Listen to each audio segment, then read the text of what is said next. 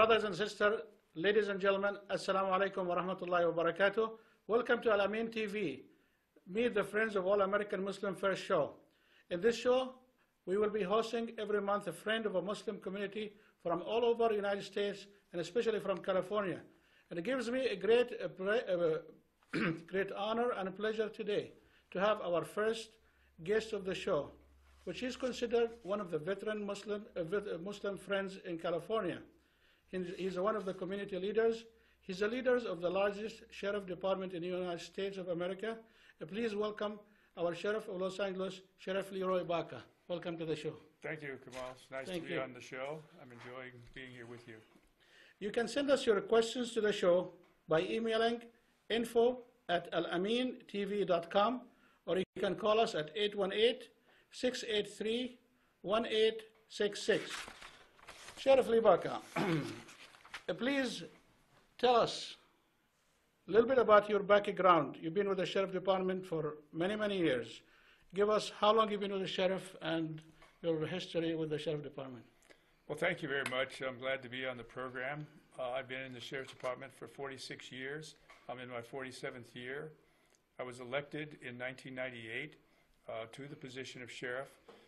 And since then, the Sheriff's Department has grown from a staff of 1,300 inmates to,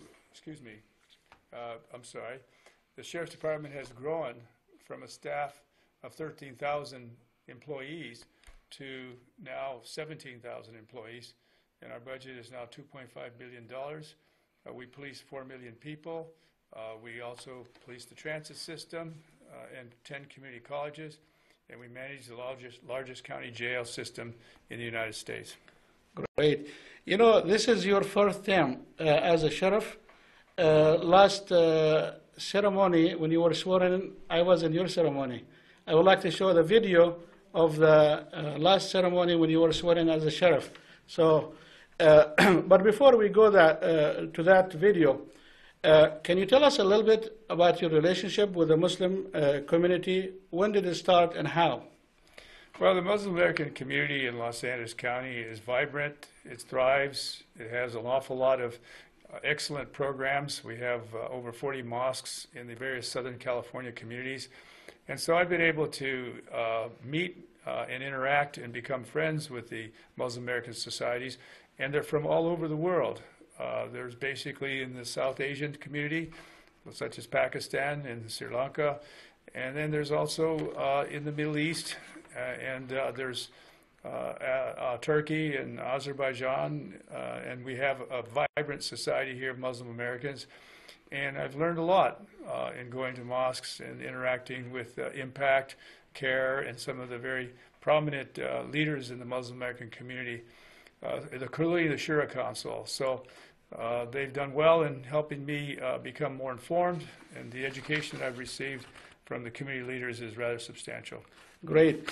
You know, as I said earlier, I was in your swearing ceremony the last time. Actually, you were sworn by Governor Jerry Brown. Yes. And let's watch together the video.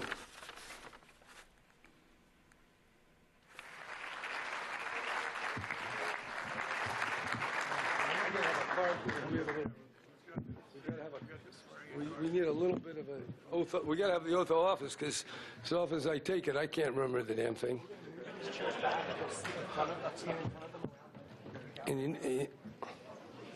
Okay, let me just see this here. Okay, are we ready? Okay, raise your right hand. Hold on one second. All right, Steve. Mike, you're right. Okay. Charlie, you ready? Okay. You ready? Ready. All right. Repeat after me. I, Leroy Baca. I, Leroy Baca.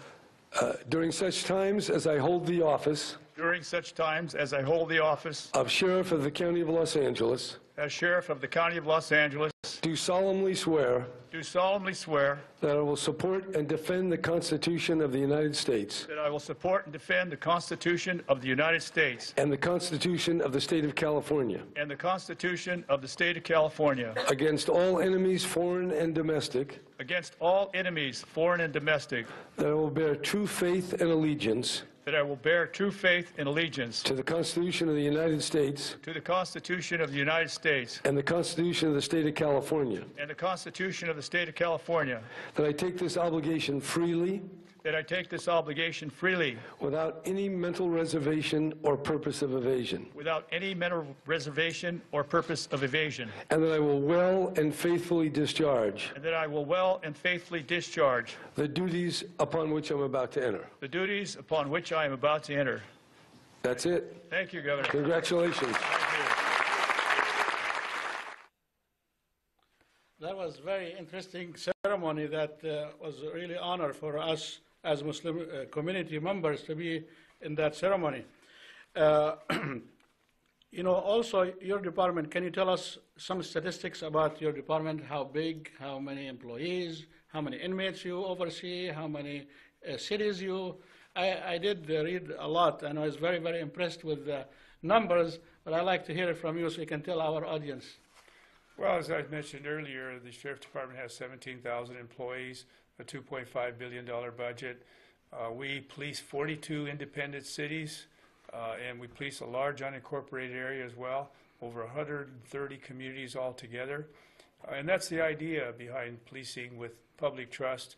We have advisory councils from every community, and particularly an interfaith religious council of all the religions, so that we can have close relationships with the leaders as well as the members of all the religions. The Sheriff's Department is very fortunate. It was formed in 1850, and it's the oldest law enforcement agency in Los Angeles County and one of the oldest law enforcement agencies in California. So all in all, we're very busy. We have record low crime. We reduced the crime rate 14% this past year to a record low that's a 40-year low for the Sheriff's Department. So I'm very proud of the men and women of the Sheriff's Department. They work very hard, and we have all kinds of talent in the Sheriff's Department, including members of each community. And we have Muslim American deputy sheriffs, Asian American, African American, Caucasian, obviously, and Latino American officers, deputies. So we're very, very diverse, and we have core values. We believe that everyone should be able to acquire a college education, so we emphasize that. And we believe that everyone in the Sheriff's Department is a leader. The Sheriff Department basically service the unincorporated area and cities. Correct. Some cities, they have their own police department, but the city that doesn't have police department, the Sheriff Department actually provide that service. That's correct. When Los Angeles became a county, there were no other police departments. The first police department in the county of Los Angeles was the Los Angeles Police Department, and it became a police department in 1771. Since then, cities incorporate from the unincorporated area, and they form their own police departments. Right now, there are approximately 44 police departments of the 88 cities within the county of Los Angeles. The Sheriff's Department polices the remaining 42. You know, in reviewing all of the documents that I researching, preparing for this show, I was very impressed with this video as a promo about your department, and I hope our director will be ready to play it. It's only very short, you know, but it gives a very concise information in such a short period of time. You know, sometimes seeing is different than you hearing. Right. So I would like to play that video if we can, and if we are ready, let's watch together this promo about the Sheriff Department.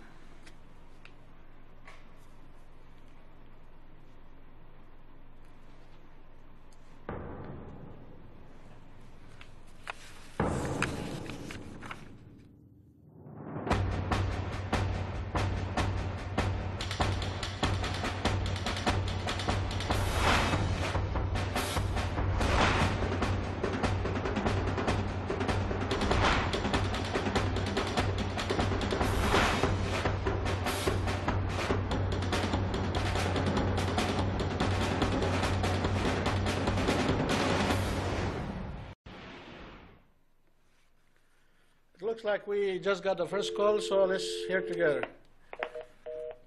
Oh, they hang up? Okay. Okay, let's talk about the program that you started, the Muslim Community Affair Unit. This is actually, in every speech I make, every event I do, I always mention that. Let's take this call. Assalamu alaikum. What's your name and where are you calling from? Assalamu alaikum.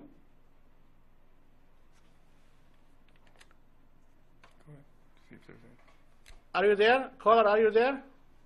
Yes. Assalamu alaikum. What's your name and where are you calling from? Assalamu alaikum wa rahmatullahi wa barakatuh. My name is Ahmad Radwan. I have a question and I welcome to Sheriff Lee Baca if I could please. Thank you, brother. Where are you calling from, brother? I'm originally from Mission View, Ahmad Radwan. Thank you very much. What's your question to the sheriff? Okay. First of all, I would like to welcome the sheriff to the Islamic community, and I would like to ask Allah subhanahu wa ta'ala to reward him for all his help and support, first of all. My question to him, I would like to ask him, what has inspired you to stand and support Islamic communities and to attend Islamic events despite all the criticism and attack you've been receiving from other non-Muslims? Like, what did make you stand and continue supporting the Islamic community? And also, what did you see that the American people or the non-Muslim people, they still could not see in Islam? Okay, that's a very good question. Thank you very much. Jazakallah khair, brother. Well, let me say thank you to the caller for your very important question. My respect for the Muslim American Society is derived from a variety of sources. One, I've been to many schools, many mosques, I've met many imams, I know the Shura Council of various mosques, and I've been able to interact in ways that are what I consider extremely informative and helpful, and I believe that when you look at the teachings of the Quran, it's peace, love, and justice that's the summary of the entire message of the Quran. And I think that a lot of individuals who talk about the Muslim society do not take the time to even know who may be their neighbor, who may be a Muslim, who they don't even know is a Muslim. Many doctors are Muslim, bankers are Muslims, businessmen are Muslims, teachers, professional people, and they're everywhere in the United States.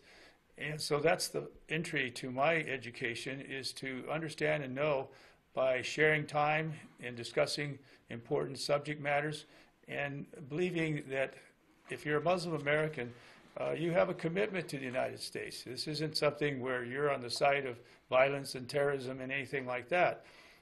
We all know that in certain aspects of human development, people go over the border, so to speak, of good judgment and become involved in forms of violence. Well, that is not attributable to any one religion. So that's my point there. Now, the Second Amendment of the Constitution also requires that all of us respect the right to practice a religion. And I think this is the key, that the United States has always had a little bumpy road. Catholics at one point were told you could never run for president. President Kennedy broke that barrier. There's a lot of things that have happened in democracies where all the people of the world come to the United States, so there's elements of fear and prejudice and so forth. But as a law enforcement official, and an elected one at that, my duty is to support and defend the Constitution of the United States. And the Constitution of the United States protects all Americans, and that includes Muslim Americans. So basically your message to those public officials and the people who criticize, first of all, educate yourself. Read. Correct. And be knowledgeable about the community before you criticize it or you judge it. And that's exactly what you did. And we appreciate that, because we know that you have been more than welcoming and more than, open your arms to the Muslim community at large in every event we have. We have seen you there. You've been supportive of our community in every aspect, when the time of celebration and of the time of need. You're always there for the Muslim community. And that's why I want to focus today in your involvement with the Muslim community, especially with the Muslim Community Affair Unit that we talked about earlier, the MASC, the Muslim American Muslim Homeland Council Security Congress that we established in that department. I like to show also another video which showing how that was announced and how it was established, and I hope we will show our audience that you went out of your way to create that department, because you know how vital it is, especially post-September 11, how important the Muslim community involvement in protecting our country, how much we have to provide as Muslim community, and how much the Sheriff Department provided. So I'd like to play the third video was showing that an involvement and announcement by the Sheriff Department. So let's watch together. In a city with one of the largest Muslim populations in the United States, seeing a Muslim in uniform is still rare. But Sheriff Morsi is a Muslim and a deputy sheriff in Los Angeles. Culturally, as kids are young, they're, asked by their parents, are you going to be a doctor, engineer, lawyer, or businessman? Law enforcement is not really on their list for various reasons. Jihad Turk of the Islamic Center of Southern California says Muslim immigrants in the U.S. often have a negative perception about law enforcement. A lot of people who are Muslims in the United States come from other countries that are oftentimes run by dictators, and the police is just an extension of an oppressive regime. Deputy Morsi has worked for nearly 4 years to change that belief through the LA Sheriff's Department's Muslim Community Affairs Unit. The unit is the first of its kind in the country and aims to build trust through education and personal relationships. There's certain Islamic centers when we would go in uniform, people would avoid me like the plague. I mean, they would look at me from far away, try to avoid eye contact. They know I'm a Muslim, but still I have the uniform on. To them, that was a sign of authority, a sign of mistrust, a sign of corruption, back again from their experiences. The same center I go now, I'm met with hugs and kisses and lunches, and it's been phenomenal. Morsi says the Muslim community has not only provided tips on neighborhood crime, but also about potential extremists. Los Angeles County Sheriff Lee Baca started the Muslim Community Affairs Unit. He says the idea of public trust policing works at all levels of law enforcement. In the last 10 attacks that were solved by agencies in the federal government and FBI, 7 of those last 10 involved Muslims being part of the information flow that brought forth and revealed those particular plots. Deputy Morsi says there is one factor to radicalization. I think the biggest thing is alienation. Always feeling alienated and always considered as a suspect. I think that's one of the major facts that plays in a radical's mind. Jihad Turk says anti-Muslim sentiment in the U.S. helps to create a breeding ground for extremism. If the Muslim community is perceived to be targeted, the youth from that community that then is ostracized by the rest of society might turn to extreme violence as a way to sort of push back against that. Turk says the Muslim community needs to integrate itself into society, and the public needs to know that extremists in the U.S. are not limited to self-proclaimed Muslims. While never compromising officers. To help fight Islamic radicalization and anti-Muslim sentiment, law enforcement agencies across the country are using the Muslim Community Affairs Unit's training video. The hope is that more understanding of the Muslim culture will lead to respect and trust from both sides, so police and Muslims can be partners in fighting crime. Elizabeth Lee for VOA News, Los Angeles. Assalamu alaikum, caller. What's your name and where are you calling from? My name is Sabri and I'm calling from Los Angeles. I really have something to say to you guys. It's a marvelous program and I really enjoy it very much. And I need to ask a question for Sheriff Lee Baca. I really understand that you guys do your best to protect us here in this country and we do our best also to protect our country. What do you expect from us as a Muslim community and Arabic community to do for this country? And I want to hear it from your perspective. We want to protect this country as much as anybody else in this country. Yeah, that was a very good question, brother. Thank you very much. Okay, brother. Thank you. Assalamu alaikum. Well, thank you very much for that important question. What I would like to see is Muslim Americans in Los Angeles, as well as throughout the entire United States, to feel like they are part of the success of the story of the United States of America. That Muslim Americans have been in this country for over 100 years.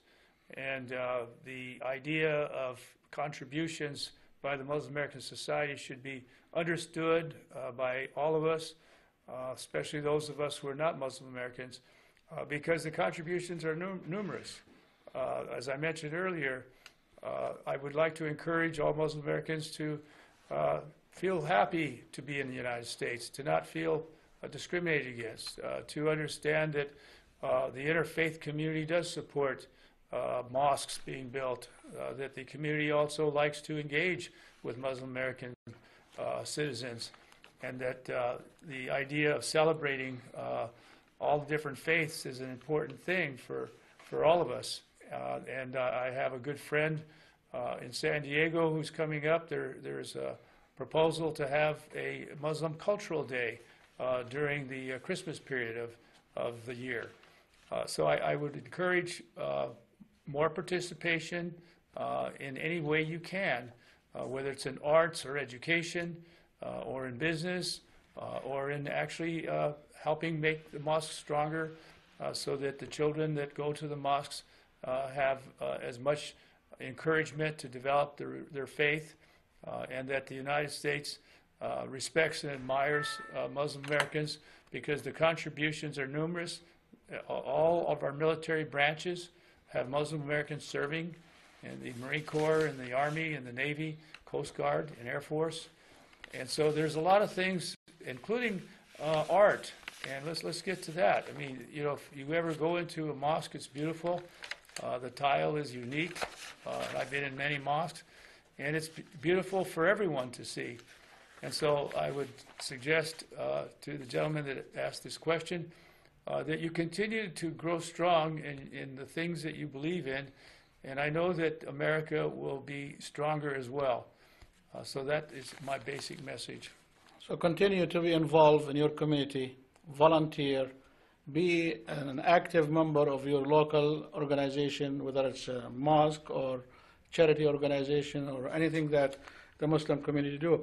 I want to remind our audience that you can send your email to info@alameen.com, because our also internet email are open. So please send your email or call us 818-683-1866.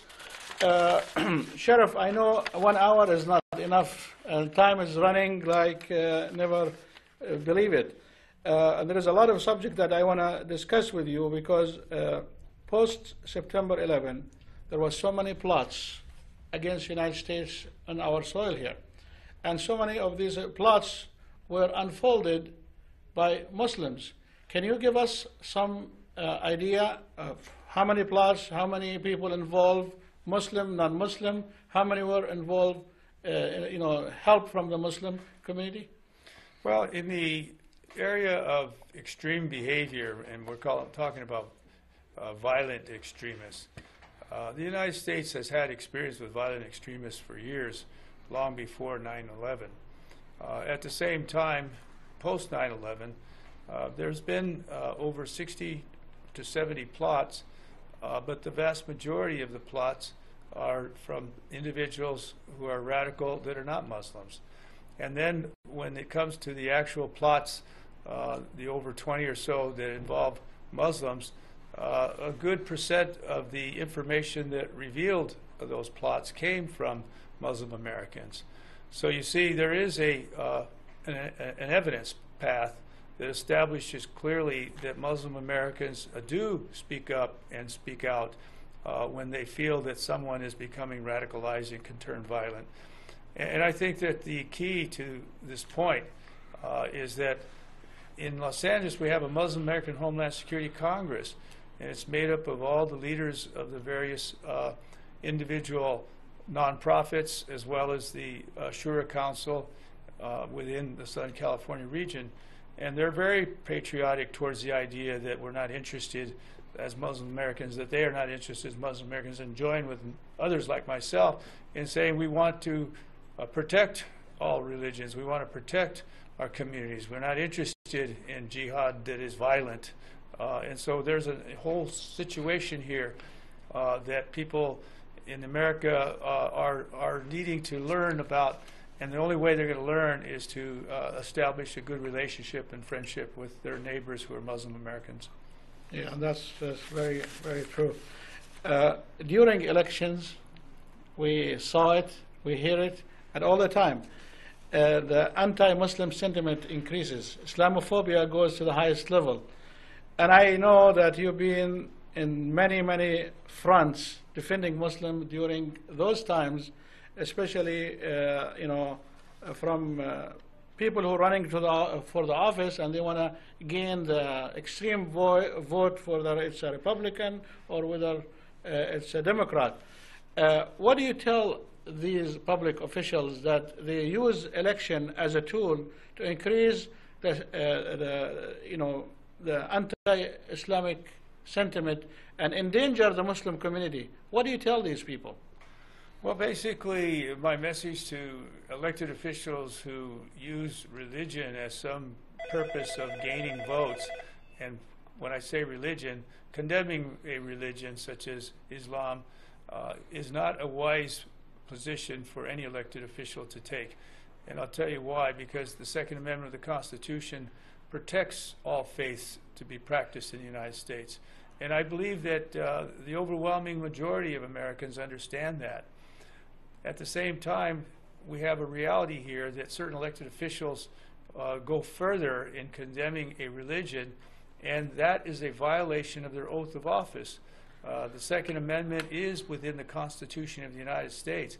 And when I took my office that you saw the governor issue to me, Absolutely. That was for me to protect and defend the Constitution of the United States, not tear it apart and decide which part I like and which part I don't like. That's exactly what I'm saying. It is puzzling to me that some of these public officials who are running for an office, whether it's a local office or whether it's a high office, they are making an oath of allegiance to protect and the Constitution of the United States of America and the Constitution of California if they are from California or whatever state they are in.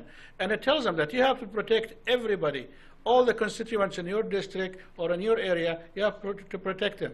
But yet you see some people will go and make some statement that really anti-Muslim and endangers the Muslim community in that area.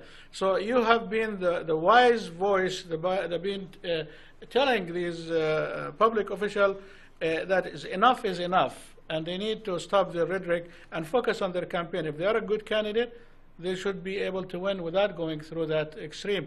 I think we have another caller on line 1. Assalamu alaikum. What's your name and where are you calling from? Hi, my name is Muhammad Hayat. I'm calling from Studio City. Welcome to the show. This question is for Sheriff Baca, actually. Yes. What's your question? Thanks for coming. We're really actually great to see you in the Alameen TV. And I have a question to Sheriff Baca. Is there any law differentiate between the people in citizen, green card holder, and people is basically just to have a student visa? Is it somebody do any crime on that? Is there any law differentiate between these three different ways? Is the question clear? Let me make sure I understand the question. Is the question that if you buy a visa or something like that on the street is against the law? No, actually not. I mean, if somebody do a crime on that and the status of the person, he's a citizen of this country. Yes. And the person who's a green card of this also holder in this country, and somebody who basically is also just an international student. If somebody do a crime, and is there any different kind of punishment based on the status of the person? Okay, the question is clear. Yes, thank you. Thank you very much for your, this is a good question and we'll have the answer for you. Basically this, whether you have a green card or whether you have a student visa or whether you're a citizen, or whether you're about to become a citizen but in the country legally. The criminal laws within the country do not make a distinction within those different categories as it pertains to the court process when it comes to violating the law. However, the federal government, particularly the Department of Immigration, could look at the status of a visa, whether it's student or a green card of a worker, and decide whether or not this crime that was committed was so serious that it deserves to be heard in an immigration court as part of qualifying the person to stay in the country. So that could happen, and that's why we do have immigration courts, and there are facilities throughout the United States where individuals that violate a law are sent to a place where they can hear this case and decide whether or not the individual will be staying in the country. So basically, our justice system is justice for all. Yes. Everybody treated equally, whether you are visiting the country, whether you are a student, whether you are a U.S. citizen. When you commit a crime, it's a crime. But if you are in this country on immigration visa or a student visa, and you are not a citizen yet, then it become more looking into his status or her status for the crime that they committed. That's correct. Thank you. Thank you very much for that. I would think we have another caller. Assalamu alaikum. Next one, second one. Assalamu alaikum. What's your name? Where are you calling from? I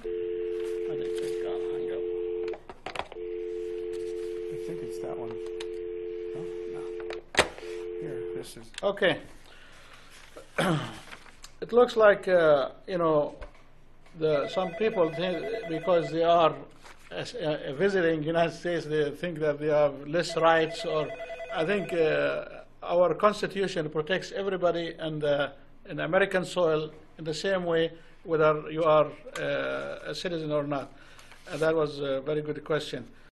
We're gonna take another call. Looks like he's gone. No, he's there. One. Assalamu alaikum. What's your name? Where are you calling from? Assalamu alaikum. This is Ahmed Radwan again. I have two questions I would like to ask the Chief, if I may. Yes, go ahead. First of all, I would like to ask the Chief Baca, what is his opinion and thinking of the FBI against Masajid undercover agent, and also the situation, or it's happening right now. There's a lawsuit with the FBI agent was, I believe, in Irvine.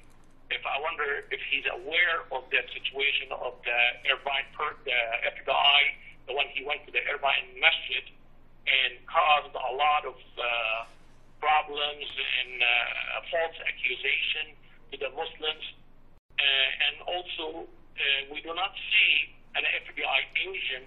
So you're referring to the FBI infiltration of informant in the masajid?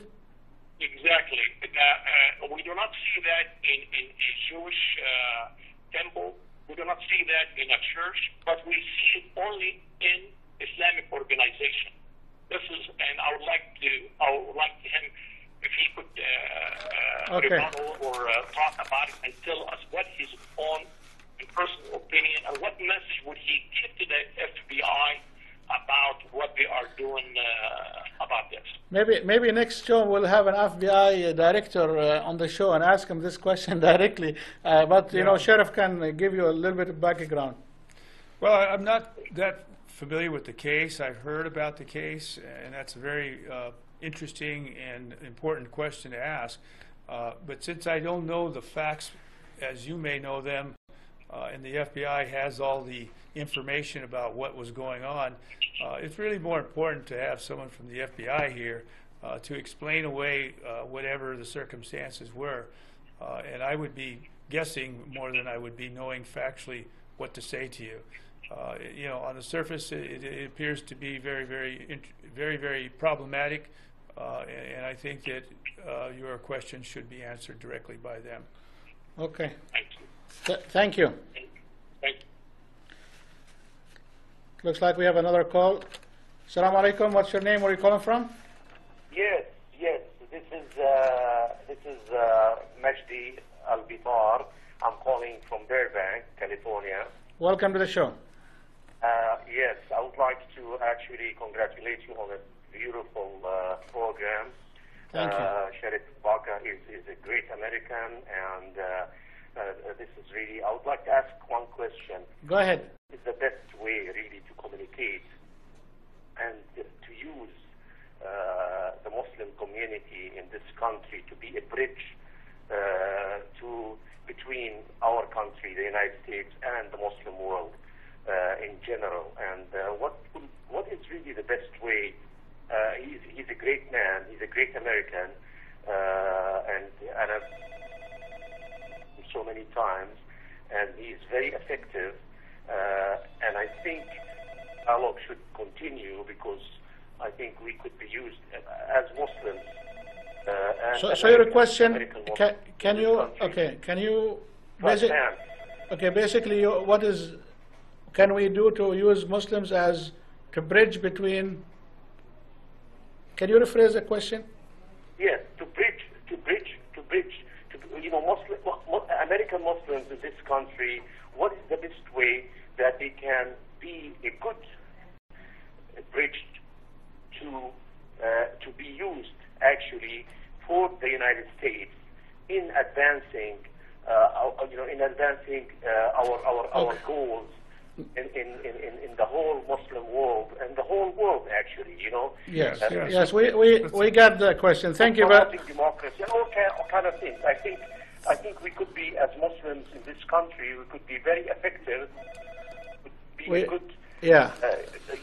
understand people that come from the whole country. We do understand. Yeah, we're gonna take your. We got your question. We're gonna take some calls, and we'll take the questions, and we'll answer them together. Yeah. Thank you very much, caller. Thank you. Assalamu alaikum. So let me answer. Can we call? Take another call, and then we will answer them together. Okay. Assalamu alaikum. What's your name? Where are you calling from? Assalamu alaikum, my brother. This is Hisham Tiketa. I'm calling from Los Angeles. Welcome to the show, Hisham. Yes. What's your question to the sheriff? Can I get in? I want to thank Sheriff Lee Baca for all what he's been done to this community first, and what he's been done to participating in all the events for the Muslim community. I really thank him very much. And he built a big, strong edge to the community to be. I'm seeing him in every event, and whenever we call him for anything regarding the Muslim community, he's there for us. The sheriff appreciate it, and I do appreciate that. Do you have a question, Hisham? The question is regarding the random pickup in the airport regarding the Muslim name. Mostly, most of the airports, especially Los Angeles and New York, and we've seen a lot of harassment and a lot of pickup persons from the Muslim name, and they've been randomly picked up or because of their movement. Okay, Hisham, I got your question, and this is going to be great for the U.S. Attorney General for Central California. He's going to be in our next show. And that's a great question for him because it is managed by TSA, which is a federal. I appreciate your call. Thank you very much. Assalamu alaikum. What's your name and where are you calling from? My name is Hashin Siddiq. I'm calling from Palmdale, California. Welcome to the show. What's your question, Hashin? My question was, I wanted to ask Mr. Sheriff Lee Baca. I'm interested in becoming a deputy, and I was wondering what is the best way to go ahead and do that. I'm actually 19 and a half years old right now. Very good. We got your question. Thank you very much. Thanks for the call. Looks like we have all the calls. Let's start with the first question. One of the brothers was asking, how do we bridge between Muslims and United States community, and how to use a Muslim as a bridge to, which we already touched on that. We have established the department, the Muslim Community Affairs Department. We're trying to be able to answer a lot of the questions. We're going to take another call. Looks like they hung up. So basically, we already established the Muslim Community Affair Reach Out Department, and that's basically bridging between Muslim and the department and the community at large. Also, we have a question from one of the callers. Let's ask that, answer that question. Yeah. The bridging. Yeah, the bridging, yeah. Do you want to elaborate some more? Because you have... Well, I mean, I want to be able to answer the gentleman's question. The Sheriff's Department has a volunteer program, and any Muslim American that wants to volunteer to help our sheriff stations or to ride along on a patrol or to do things that would engage in service, like work on the front counter of the sheriff station. Those are important tasks that help us in tough budget times. But let me get right down to what I think the bridge could be. The idea of a Muslim American having a contribution to make in the United States, in addition to all the other contributions I alluded to that Muslim Americans make, is one where you could be an ambassador of goodwill and not be afraid to interact with other faiths in a social manner. That's very important. I know it's done at the jobs, and I know it's done in schools, and I know it's done in a variety of ways.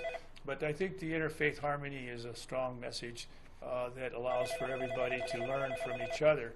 And so a lot of this idea of community success is to do outreach to each other. Now, I'm very impressed with the youth of the Muslim Society. They give out homeless food to the homeless, rather, in the central area of Los Angeles on a certain holiday. And that's a very important gesture.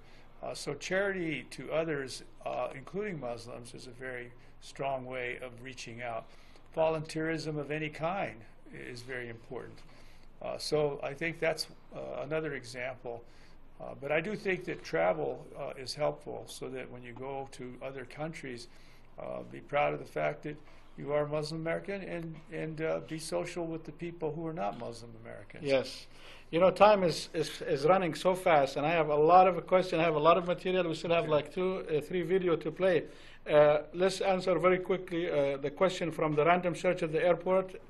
Does the Sheriff Department have anything to do with yes, this? the Sheriff Department does not deal with airport security, but TSA does, the Transportation Security Administration. And I think that it's important to have a member of the airport authority come here, which is going to be in the next show. And that would be a great answer there. Okay. Another question from young man, Hassan Sadiq. He's asking how to become a deputy sheriff with the Sheriff Department. Well, very simple. Hassan, all you need to do is get your pencil and paper ready. I'm going to give you a phone number. It's to my office.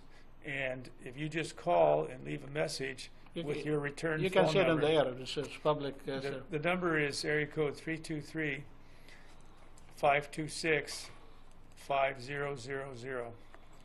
That's 323-526-5000.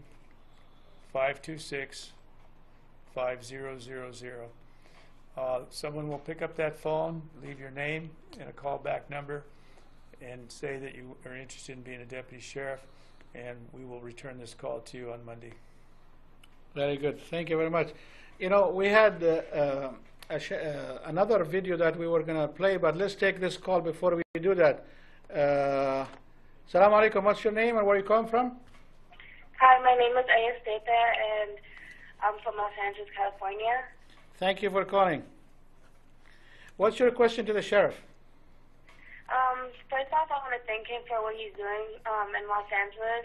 And my question is, what kind of youth programs do they have that our Muslim youth can participate in? You beat me to the question. It was my next question to the sheriff. Can you tell us about the youth leadership program that we have? Thank you very much for this wonderful question.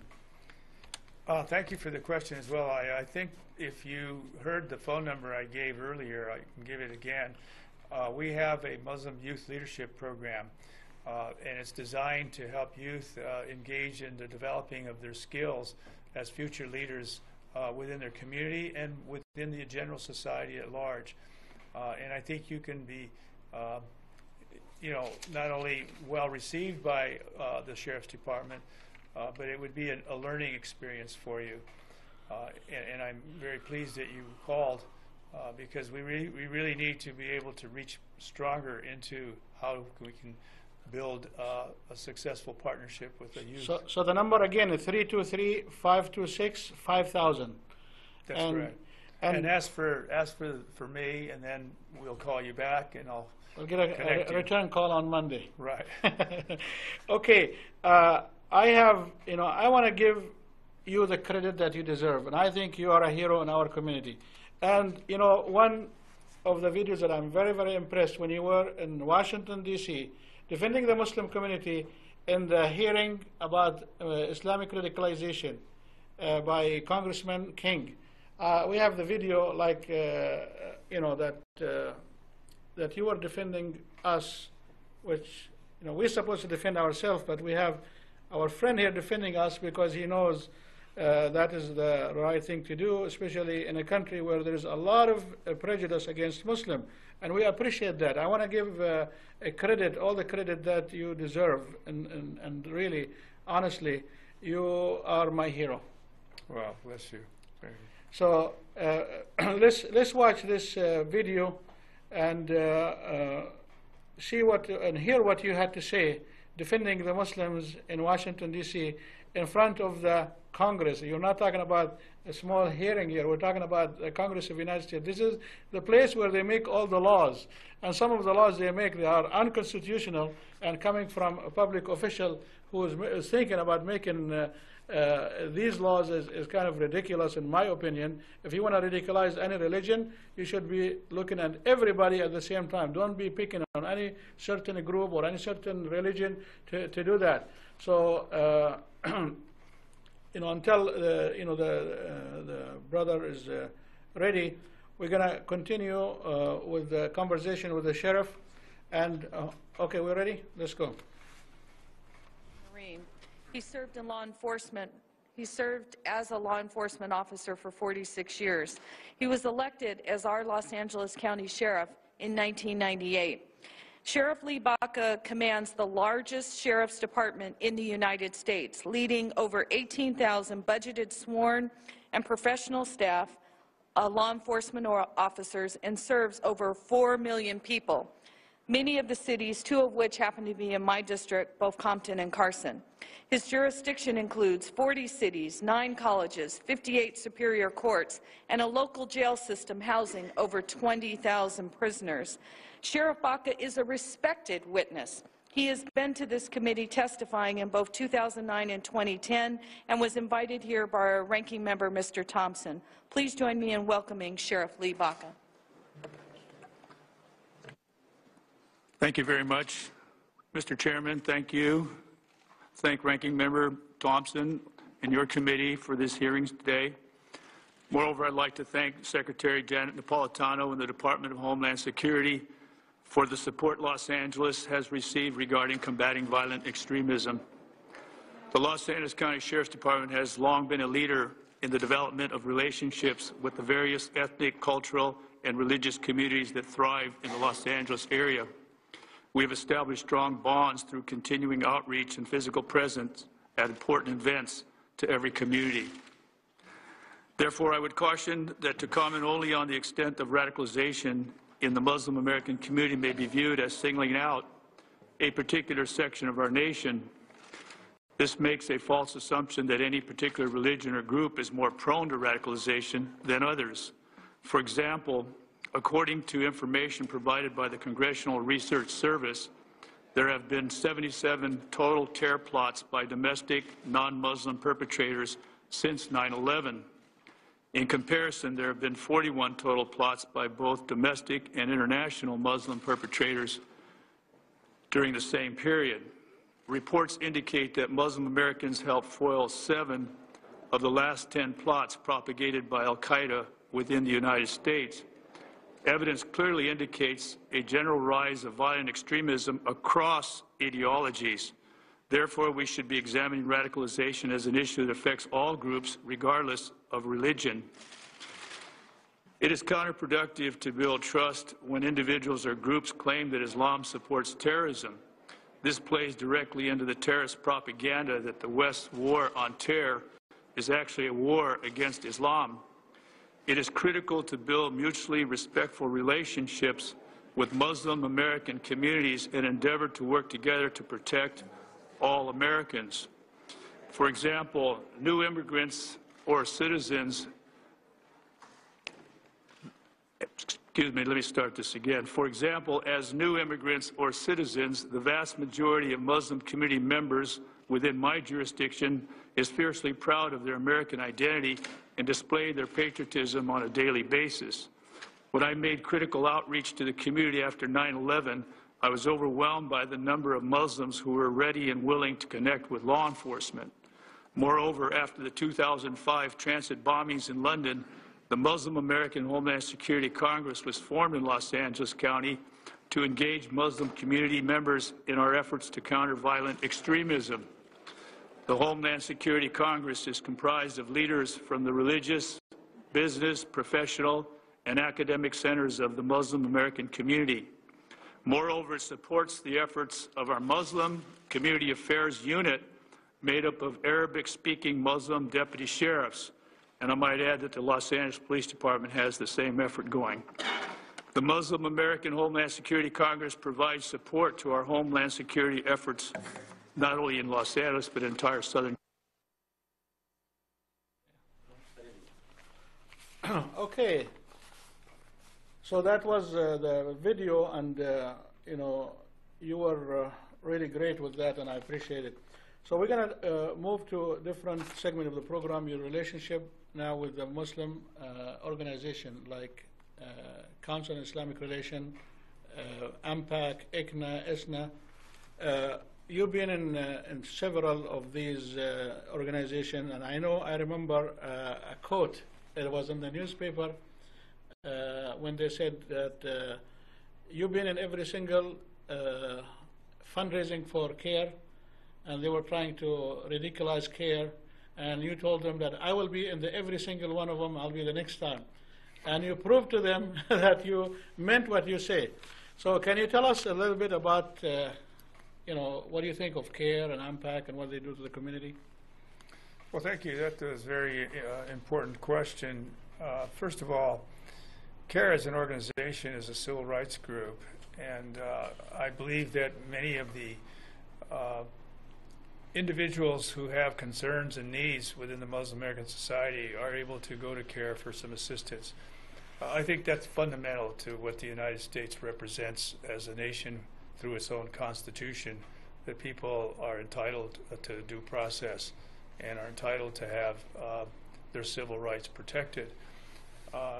In the scope of my belief in that comment you made about a member of Congress, I was at another committee hearing testifying in front of that committee, and the congressman decided that he was going to challenge me going to CARE dinners, and as a result of that challenge, I said to him, I stopped his commentary and I said, you know, that his particular questioning was inappropriate inasmuch that CARE is a nonprofit organization that's well established throughout the United States, and that my going to a CARE dinner is not going to be diminished by his criticism, and that I plan on going on 10 more CARE dinners. That was the exact quote actually in the TV and the newspaper that I remember. And also, because of your positions with the Muslim community in general, you received some awards from the Muslim community, especially that I can recall. The one I like the most, actually, from CARE, they call it the Hero Award. Can you remember that? Yes, well, CARE obviously respects the fact that as a law enforcement official, I don't believe in discriminating against organizations. And I believe that the ability to work closely with Muslim American organizations is an important obligation that any law enforcement official should have, but particularly one that's local. The idea that the local community is a very big part of the success of the safety of Los Angeles as well as the United States is a goal that I've cherished in terms of what we can do. The more we are in a good relationship with our American public, whether it's one religion or all religions, whether it's one ethnicity or all ethnicities, whether it's one race or all race, the fact is we're a stronger nation, a safer nation, and when we respect each other and we offer to each other our assistance. You know what impressed me in that award? It's called Award of Courage and Leadership Award. You were out of the country. You were in Dubai, actually, but you were so, you know, it was so important for you to be there, even if you were not in the country. You sent a video, a message, and your message was so strong in that video to the Muslim community in that fundraiser that I would like to share it with our audience. And even his body was not there, but his soul and his heart was with the Muslim community in that care banquet. So let's watch together. Assalamu alaikum. I'm deeply regretful that I cannot be with you this evening. As you listen to my message, I'm either in Qatar, Abu Dhabi, or Egypt, meeting with my Arab law enforcement colleagues. We are working on strategies of cooperation, public safety, and education on a worldwide basis. I want to thank CARE for the friendship that has been extended to me in the Los Angeles County Sheriff's Department. Executive Director Hussam Alouche and the staff are exceptional representatives of the Muslim community of America. Over the years, prior to the tragedy of 9/11, Muslim members of the Sheriff's Interfaith Advisory Council have taught me the core principles of Islam. My numerous visits to the Islamic centers within Southern California, the homes of my Muslim friends, and meetings with members of the Muslim American Homeland Security Congress have taught me the hopes, dreams, aspirations, and concerns of the Muslim American society. Your contributions to our diverse American society are historically vast, numerous, faithful, and worthy of praise. I salute each of you for your courage, your faith in God, your faith in the United States as your home, and your faith in me and your Sheriff's Department to protect you with respect and dignity. Thank you, CARE, for your thoughtfulness. The 18,000 men and women of the Los Angeles County Sheriff's Department and I will cherish this award. Assalamu alaikum. Okay. Looks like we have a call. Assalamu alaikum. What's your name and where are you calling from? No, again, I got disconnected. I am sorry we lost you. I apologize for that. Thank you very much for bringing Sheriff Baca. I have a question for him. Yes, sir. Go ahead. Sheriff Baca, thank you very much for your stand for justice, what the Muslim community has been facing or faced in the last few years since 9/11. Thank you very much for standing with the Justice with the King Commission, and I saw recently also talking in the Islamic Center of the Cedar opening ceremony. President Obama being accused before, like him being Muslim, sometimes he sides with Muslims. Aren't you afraid for your career or being targeted, that being biased with the Muslim community? I would like an answer for that. That's a good question. Thank you. Thank you very much. Well, that's a very significant question. No, I'm not afraid to stand up for what is right because the law of the United States is on my side. But beyond the law, all of us who are around Muslim Americans who enjoy celebrating Ramadan and other holidays that are important to the Muslim society, as we do Christmas and Rosh Hashanah and the high holidays in the community, that we are all better when we understand each other's faiths and we respect them and we encourage the participation of the faith community with law enforcement. So to me, my job is to protect everyone, not to discriminate against anyone. And that's what we do in the Los Angeles County Sheriff's Department. And the Los Angeles Police Department does it as well.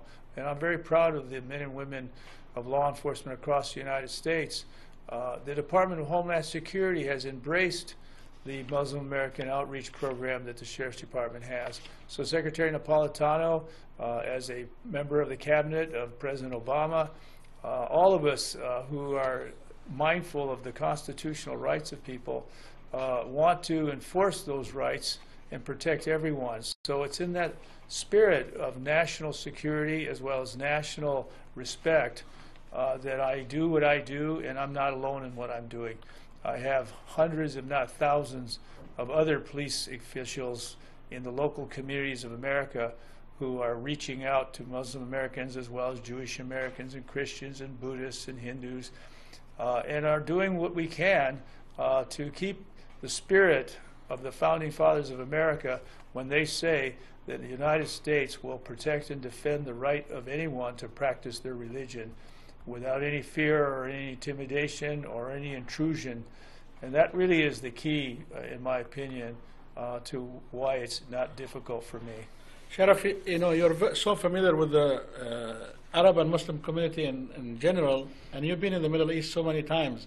Can you tell us about your trips that you've been making to the Middle East? Which country did you visit? What did you learn?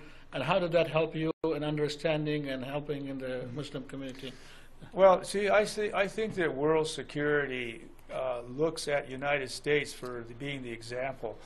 And I believe that the police agencies of the world, whether they're in the Middle East or the South Asian Muslim societies such as Pakistan, Sri Lanka, whether it's in Turkey or Azerbaijan or Kazakhstan, there's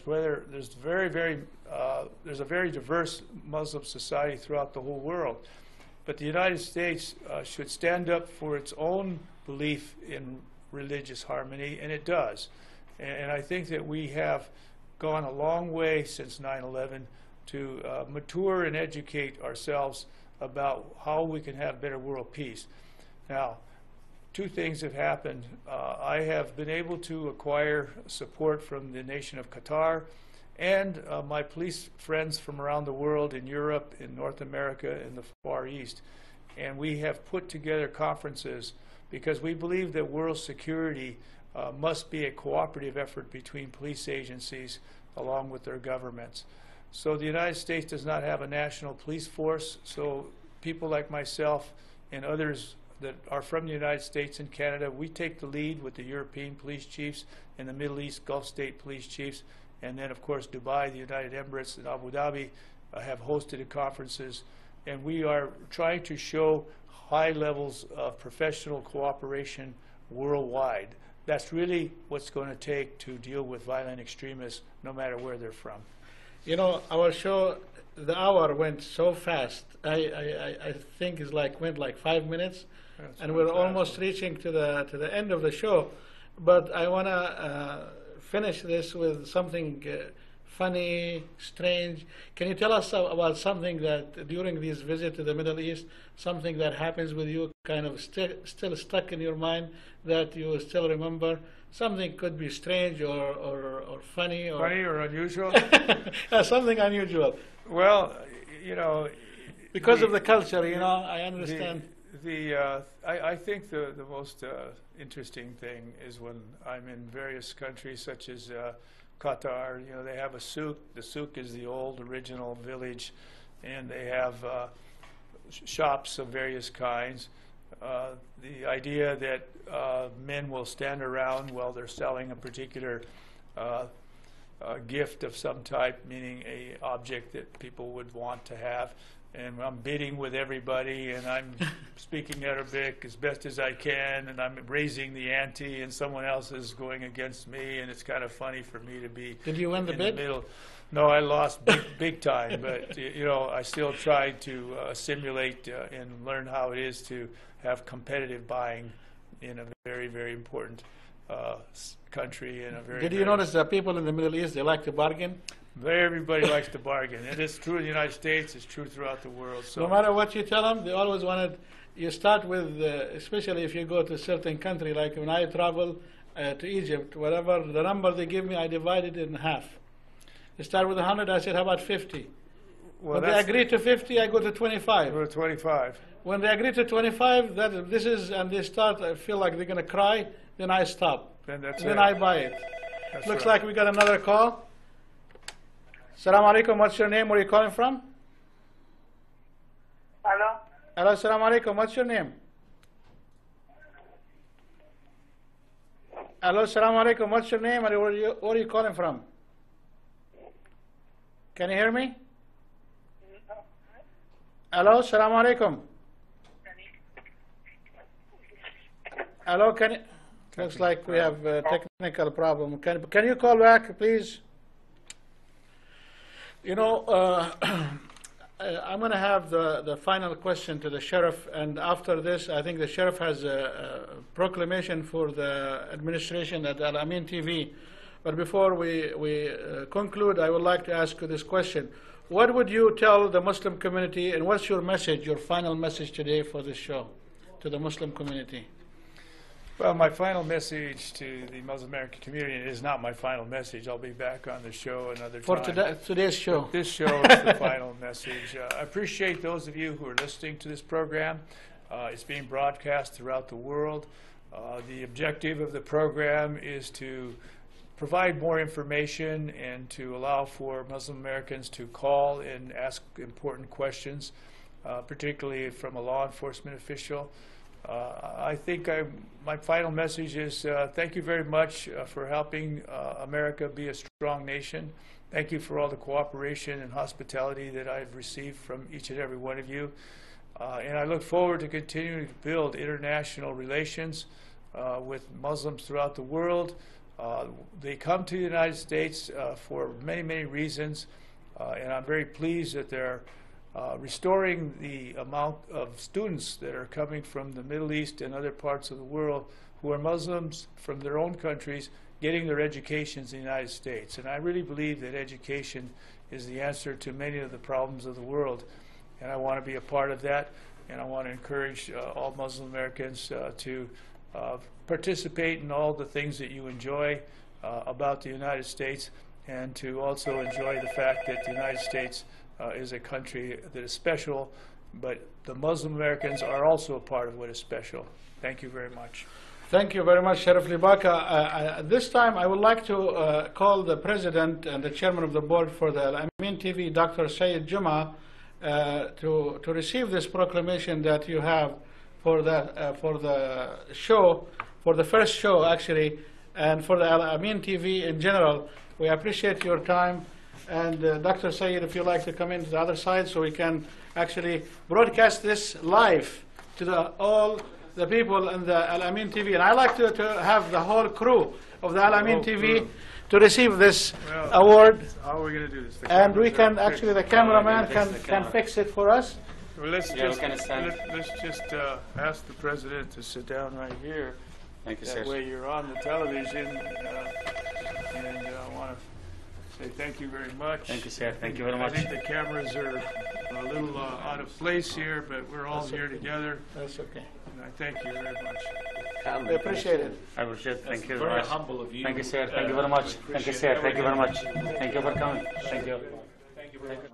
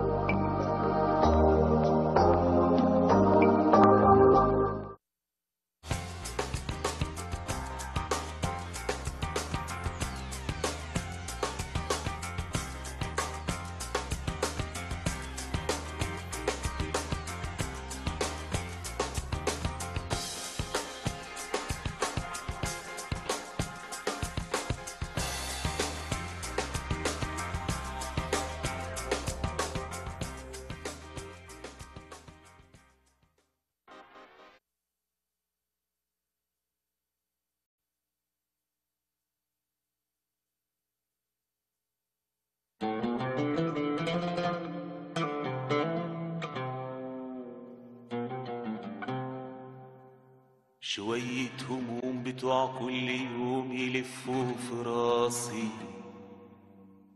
أفر يطولوني ولما يطولوني أقلع مداسي ولا عن دماغي اللي نايم وناسي وناسي. Who is the powerful Who is the glorious? Who is the affectionate? Who is the majestic? That's my supreme, supreme, supreme Allah.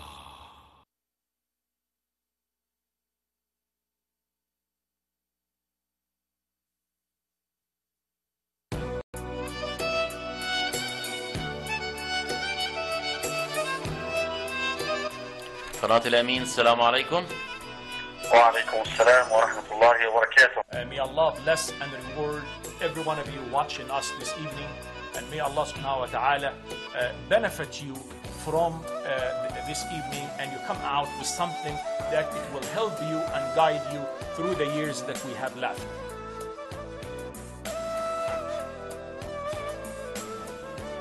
فلما اكتمل لرسول الله صلى الله عليه وسلم 40 سنة بدأت آثار النبوة تلوح في الأفق. نحن نتكلم عن النبي الصادق الأمين قبل البعثة، كان يحاول التوفيق ما بين القبائل.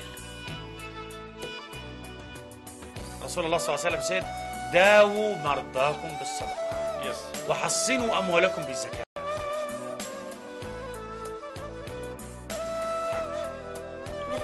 Was like, it was very strong. And did the rich people or poor people believe in Allah? Even though the wind is very strong and powerful, it is very gentle and won't harm Prophet Sulaiman alayhi salam. Today, inshallah, we will be talking in a little bit more details about the obligation of the Faridah of Hajj. And they had imprisoned the kings of the current generation, and the slaves of that time were in fact the descendants of the kings of the previous generation. So the slaves were ruling the king now. In fact, that just made their iman just that much stronger, because they have such firm belief and grasp on the word of Allah that there was just no way He was going to let them down, and they truly, truly believe this. In Islam, our feeling of modesty and shame come naturally from Allah, right? Do not focus your entire view on an entire religion based on what a few people may say or a few incorrect people may have done. اللهم صل وسلم وبارك عليه وعلى آله وأصحابه وأنصاره وعلى من صار على نهجه واتبع هداه، وارض اللهم عن الصحابة والتابعين، وارض اللهم عنا معهم أجمعين، اللهم آمين. آمين يا رب العالمين. بارك لنا في الطيبين المصلحين الصالحين، ياخدوا بإيدين المسلمين. آمين آمين آمين. اجعل دعانا مستجاب. آمين آمين. وبنور خطى أهل الكتاب. آمين آمين. تحمينا من شر العذاب. آمين آمين. واحسن ختام المؤمنين. آمين آمين آمين.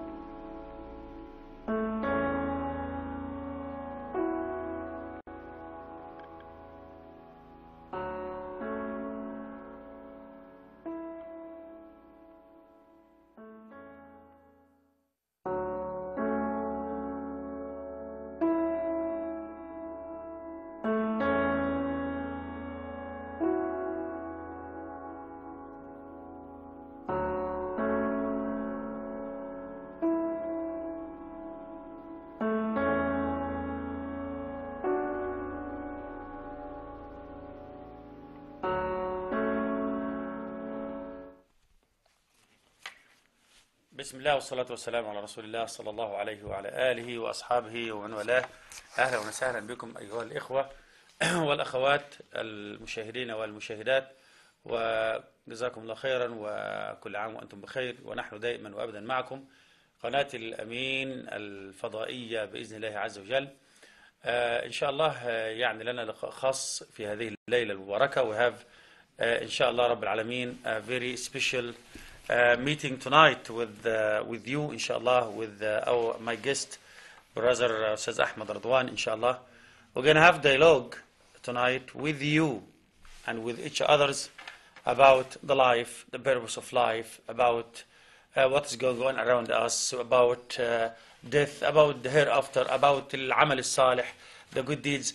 فإنشاء bring the family and sit down and be ready to listen inshallah رب العالمين, and enjoy with us our topic tonight inshallah. جزاكم الله خير. أهلا وسهلا بك يا أستاذ أحمد رضوان. Assalamu alaikum. Assalamu alaikum, brother and sister, ladies and gentlemen. My name is Ahmad Radwan. It's a great pleasure and honor to be with you here today.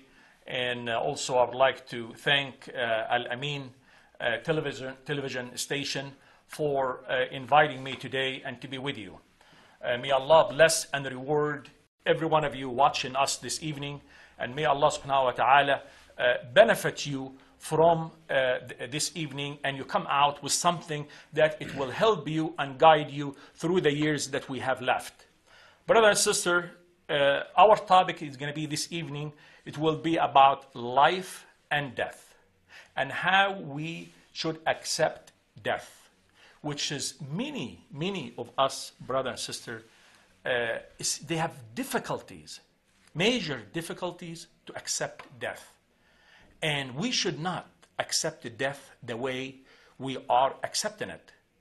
And inshallah, if you follow with me this evening, and you focus on about what we are going to be sharing with you today, inshallah, you will come out with something that would help you to accept the death a lot easier than in anyone the way we have been accepted in the past. Also, we will be talking, inshallah, about the purpose of life, why we have been created, and how we've been created. I would like to share with you the first ayah, inshallah, Bismillah ar-Rahman ar-Rahim, Surah Al-Dhariyat, chapter 56 and 57. Al-Dhariyat 56 and 57. أعوذ بالله من الشيطان الرجيم بسم الله الرحمن الرحيم وما خلقت الجن والإنس إلا ليعبدون وما أريد منهم رزقا وما أريد أن يطعمون. What is Allah subhanahu wa ta'ala is telling us here? I did not create you for anything else except to worship me. There is nothing else, brother and sister of Islam, that we've been created to do on the planet Earth, and we've been sent to the planet Earth except to worship Ar-Rahman, Ar-Rahim, Al-Wahid Al-Ahad Allah. Ustaz Ahmad, let us stop with this very good point, like what you mentioned. Jazakallah khair. Yes. You said Allah subhanahu wa ta'ala said وَمَا خَلَقْتُ الْجِنَّ وَالْإِنسَ إِلَّا لِيَعْبُدُونَ ما أريد منهم الرزق وما أريد أن يطعمون. Yes. بعض الناس, some people, Ustaz Ahmad, I think this is a very good point. If you ask them why you live, why Allah created you, some of them they say they doesn't know how, no answer. And some of them they said just to play, just to eat. Cats and dogs, animals, they are eating and drinking, they're living. Yes. But our purpose of life, I think, is different, like what you said. It is, definitely. I'm glad you mentioned that, and we need to elaborate on that. Why also we are worshiping God, and why He demanded this from us. What is behind it? Myself, brother and sister, I sit down with myself. Yes. And I say, why Allah subhanahu wa ta'ala, He asked us and He ordered us to worship Him. What is the purpose behind it? So let us, I'm sure, I'm not the only one thought about that. I'm sure all of you, it come one point or another, you came to that conclusion and you sit down with yourself. So, brother and sister,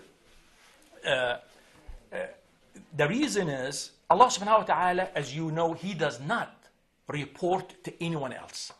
He is the only one that on the universe. And then when you have that much power, you do not report to anyone, and you give us so much beautiful thing on earth, from food, abundant of food on earth, abundant of water on earth. A lot of ni'am. Many things, and give us health, and give us this. وإن تعدوا نعمة الله لا تحصوها. لا تحصوها أبدا. And then here, he should be recognized, he should be worshipped, he should be thanked day and night. And also, as you know, the angels also being created by Allah subhanahu wa ta'ala, and they have no choice to worship Allah subhanahu wa ta'ala.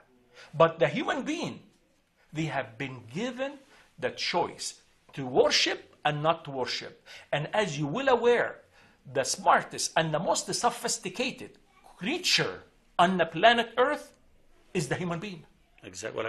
And we are the one leading on the planet Earth. Exactly. We are the one leading on the planet Earth. We've not been led by the animals, the elephants, the lions. No, we are the one leading on the planet Earth. So why we should not worship Allah subhanahu wa ta'ala day and night, at least for the leadership that we've been given on the planet Earth. So it's so much. We have not been led, brother and sister. We are the leader on earth as a human being. Let us just take one point from Ustaz Ahmed. تفضل. جزاك الله خير. يعني الأخ أحمد جزاه الله خير. He's trying to tell you, brothers, Allah subhanahu wa ta'ala honored us. He gave us a lot of dignities. He created our Adam in Jannah with his own hand. With his own hand in Jannah. And he asked the angel to bow to him, and he gave us a lot of dignity. Not just that, subhanallah. And he created everything in this universe for us, to serve us like what you said. Yes. And he gave us these bounties, we cannot count it. If we try to count, we cannot. Now, he asked us, like what you said in the beginning of the ayah, just to worship him alone. That's it. And he gave us that ni'am, that money, that wealth, that children, that sahha, health, that everything we have. And some of us who are fighting Allah with that ni'am which is He giving us to it. Yes. So He said, أَلَمْ تَرَ إِلَى الَّذِينَ بَدَّلُوا نِعْمَةَ اللَّهِ كُفْرًا وَأَحَلُّوا قَوْمَهُمْ دَارَ الْبَوَارِ. They change the ni'mat of Allah to fight Allah with it. Allahu Akbar. Yes. يعني جزاك الله خير أستاذ أحمد for this point. I will give you time inshallah to go another point. And then here, brother and sister, we are not the only one worshipping or order to worship Allah subhanahu wa ta'ala. Let me share with you another ayah, Surah Al-Ra'd, chapter 13. وَلِلَّهِ يَسْجُدْ مَنْ فِي السَّمَاوَاتِ وَالْأَرْضِ طَوْعًا وَكَرْهًا وَظِلَالِهِمْ بِالْغُدُوِّ وَالْآصَالِ. وَظِلَالِهِمْ بِالْغُدُوِّ وَالْآصَالِ. What does that mean, brother and sister of Islam? So there's everything between the heaven and earth that it worship Allah. When he said everything, it means there is no exclusion. No. It means there is no exclusion, including the trees, including the animals above water, which is on the planet Earth, and also in the sea, and everything around us. It obeys Allah's order, and it have its own way to worship. I'm sure it is not like you do not see the animal. He do wudu and he sit down and pray like you and I on a rug. In his way, like what Allah teaches him. Yes, but Allah subhanahu wa ta'ala, the birds, they do worship God. وَإِن مِّن شَيْءٍ إِلَّا يُسَبِّحُ بِحَمْدِهِ وَلَكِنْ لَا تَفْقَهُونَ تَسْبِيحَهُ. Exactly. They don't know how they pray, but they pray. ربنا بارك فيك. Exactly. So everything, brother and sister of Islam, it worship mean الرحمن الرحيم الواحد الأحد Allah subhanahu wa ta'ala. So we need, this is now I believe we understood the purpose we are being created on earth. Is to worship. And that's what we have been. I want you brothers and sisters inshallah with us, all the family, everybody to be ready to listen to this program. And I delayed to at night because brother Ahmed with us, Jazallah khair. And I know you're sitting at home now inshallah. You can listen, you can watch, you can. Also, I want you to have our phone number 818-683-1866 in the screen. Inshallah, call right now, ask any question. We'll be here. It's a good opportunity to be with you this time, inshallah. Now, also, brother and sister, now we need to see how we've been created. Now we know why. Now we need to know how we've been created. Let me share with you from Surah Al-Mu'minun, chapter 12. Bismillah ar-Rahman ar-Rahim. أعوذ بالله من الشيطان الرجيم. Could I read the ayat? Yes, that would be great. جزاك الله خير. ولقد خلقنا أعوذ بالله من الشيطان الرجيم. ولقد خلقنا الإنسان من سلالة من طين ثم جعلناه نطفة في قرار مكين ثم خلقنا النطفة علقة فخلقنا العلقة مضغة فخلقنا المضغة عظاما فكسونا العظام لحما ثم أنشأناه خلقا آخر فتبارك الله أحسن الخالقين ثم إنكم بعد ذلك لميتون ثم إنكم يوم القيامة تبعثون صدق الله العظيم. Allah, mashallah, mashallah. See how beautiful, brother and sister of Islam, the stages, how we've been created inside the womb, in our mother's womb, from the drop of sperm. And the drop of sperm, it became to be a colt. And then it became to a lump inside the womb. And then the lump, it wound up with have bones in it. And then it's covered with, the bones been covered with flesh. And then here, all the stages that how the human being is being created inside. And this is also another miracles. This is another miracles about the Holy Quran.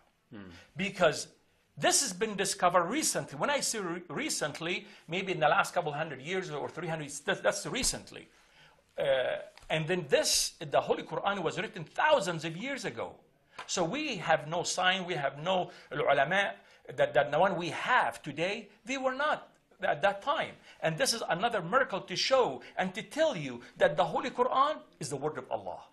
So, and here again, we go back to our main topic. We saw the stages, how we've been created. We've been created from what? From mud. And then, who our father, what tree we are belong to? We are belong to Adam and Eve. All of us, regardless, brother and sister of Islam, where we are from. Japan, China, Egypt, United States. All of us from the same exact tree, which is Adam and Eve. Another word, what I'm trying to tell you, brother and sister, that we all, one big humongous family, belong to the earth. So why we have the friction? It's a beautiful philosophy, really, wallahi, what you're talking about. Subhanallah. We are one big do you know humongous if, family. Brother Ahmad, do you know if we realize that, like what you just said right now, you will never find anybody fighting anybody. You will never see this blood shedding everywhere. I don't understand. Wallahi, Wallahi, brother and sister of Islam, if we could focus, if we could focus, and I'm saying it again and again to everyone hears me, if we could focus on our main purpose for our Creator, why we've been created on the planet Earth, and then we will solve all the issue and conflict and friction among countries, among families, among neighborhoods. We're not being created to fight with one another. Yes. I know every one of watching us today, his main purpose is to do what? Is to please Ar-Rahman Ar-Rahim, Al-Wahid Al-Ahad Allah. Subhanahu wa ta'ala. And then you have a target and a destination that you want to get to and you want to reach to. What is your destination? Is it hellfire or heaven? A'udhu we don't need hellfire. Of course not. Yes. And I'm sure everybody also watching us now doesn't need... of course. There is no one on the planet Earth wants to suffer. Exactly. So everyone have his own way. Please, brother and sister, pay attention to what I'm about to say, because I hope it helps us. Ameen. And I hope it helps us. Ameen, ameen. There is no reason for us to have friction between the Muslim and the non-Muslim. I agree, wallahi. There is none. I agree. Because everyone have his own way to please Allah subhanahu wa ta'ala. And I am not, as Muslim, I'm not responsible for the non-Muslim, for the Hindu, for any other religion. Allah the one who's going to judge you. Allah subhanahu wa ta'ala is a judge. Not us. Yeah. All we do as Muslim or as Christian, everyone relay the message that he believes in. Yes. and is up to the person listening is to follow or not to follow. It's beautiful when I give you the dalil from the Quran, because we don't need anybody to say, from where you get this? No, I will give you the dalil about what you're saying now. Please do. Because when you give the dalil with the ayah or hadith, yes, everybody can raise his hand. Please do. Allah subhanahu wa ta'ala said to Prophet Muhammad sallallahu alayhi wa sallam, in that ayah, قال في حاجة اسمها في علوم القرآن إطلاق أو تعميم وتخصيص. He said, deliver your message. Deliver your message. Yes. بشيرا ونذيرا. But yes. he said, إن عليك إلا البلاغ. Just أيوة. deliver the message and the hidayah in the hand of Allah. فلعلك باخع نفسك على آثارهم إن لم يؤمنوا بهذا الحديث أسفا. فلا تذهب نفسك عليهم حسرات. Which is mean, just you Muhammad, deliver that message, that message you have, you believe in it, deliver it and leave it to them. That's it. Cannot force anybody. Also, فأنت تكره الناس حتى يكونوا مؤمنين. Yes. تفضل سيدي. Also, Doctor, I would like to add سورة الكافرون. نعم. يا ريت بصوتك العظيم الحلو جزاك الله خير. تسمعها لنا عشان also we would like to have, if we have non-Muslim watching, yes, and also Muslim watching, yes, that سورة الكافرون. قل يا أيها الكافرون. بسم الله الرحمن الرحيم. قل يا أيها الكافرون لا أعبد ما تعبدون ولا أنتم عابدون ما أعبد ولا أنا عابد ما عبدتم ولا أنتم عابدون ما أعبد لكم دينكم ولي دين. ما شاء الله العظيم. صدق الله العظيم. See, brothers and sisters of Islam, and for every Muslim, that we relay the message as we know it, and we leave the rest to Allah subhanahu wa ta'ala. No. So we should not have any conflict between Muslim and non-Muslim. This is not going to take us to our destination. Peace is, and love one another, love your neighbor, and be good to everyone around you. And that's what will take us to heaven. And we need to focus, every one of us, to focus on his own mission. But we get diverted. And Allah subhanahu wa ta'ala, He warned us many times in the Holy Quran about the shaitan al-rajim. And we get diverted because too much money, too much wealth. And we forget. I mean, look at some of the dictators in some countries. They get diverted from the right path. And then they lost the main message that we've been created. And then they wind up staying for a long period of time in ordering people around. So here, brothers and sisters of Islam, if we focus, all these walls between the countries should be diminished, and then the hatred. We have enough water. We have enough oil. We have enough food. We have enough things on the planet Earth to cover everyone. To cover everyone without exclusion, including Africa. If we could share and give, whoever have more, to give the one he doesn't have more. And this is in Islam. And that's what's in Islam. And this is what is zakat. You have to give of what you have to the needies. And the needies, they are everywhere. And Allah subhanahu wa ta'ala, He does everything for a reason. He does not do anything or say anything without a purpose. The purpose is, brother and sister of Islam, there is group have some, or some country have less, and have more of this and have more of that. This way we need each other, and we complete one another. يعني alhamdulillah, we have a lot of khayrat, we have a lot of things, but the point is, we don't have some kind of justice when you distribute this to the people. Some people, they have a lot, and some people, they have, mostly, they have nothing. But Islam said, we don't have complete iman. Somebody, his iman is not complete because his stomach is full and his neighbor is hungry. Yes. That's why Islam is يدعو للتكافل الاجتماعي. How to, the society should come together, you know. If you know your brother, somebody is in need, and you have, and you can help, why not? This is Islam. Yes. Yeah. Yes. Even sadaqah جائزة for non-Muslim people. Of course. Yes, sadaqah, charity, yes, for non-Muslim people, you can help them too, Islamically. This is what the Islam. I would like to remind the Muslim and the non-Muslim, Islamic Relief, the organization Islamic Relief, yes, does not differentiate. Right. They do not ask you are you Muslim or non-Muslim before we give you food? Right. Because it's for humanity. Right. For every person that they give without asking, what is your religion? No. So we should not focus on, before you give, what is the religion? No. You give, and you give generously to everyone need and ask you for help. And even if they're not asking you, but you could see that they have needs, but they embarrass to ask, so you should give. And when You know, you give Brother Ahmed, generously, you just said word now, I like it. He said, Fadal. even if they did not ask, you know, It's the in the time, Quran. the time of the Sahaba and Tabi'een, yes, in the Yes. Quran. Yes. They said, we consider the generous one, the one who give without asking, without questioning him. Yes. That's the generous one. Yes. And the one which is, we question him to give, ask him to give, is not generous. Yes. Because this is the right of Allah. Yes. But the one who give without questioning, this is a generous person. Yes. Yeah. No. So, brother and sister, I'm sure you heard the expression of life is too short. Right. We heard it many, many times. Life is too short. When I was doing some research, the average person live in the United States approximately about 78 years. 78 years. About 78 years. Right. And then I want to talk a little bit more about the word life is too short. We need to really analyze it. This way we can start living our life and enjoy, because it is, life is too short.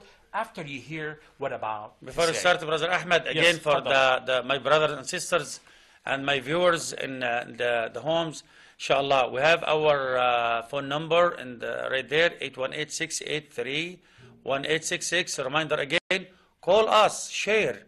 Please give us a call right now and share with us, and inshallah, this is Dardasha, you know, just a conversation. Just share with us, we are together, inshallah, and we're going to accept your, inshallah, call. Jazakallah khair. Fadal, sir. The average person in the United States is 78 years. And as you will aware, it varies from one country to another due to the type of food they eat, the weather, and so on.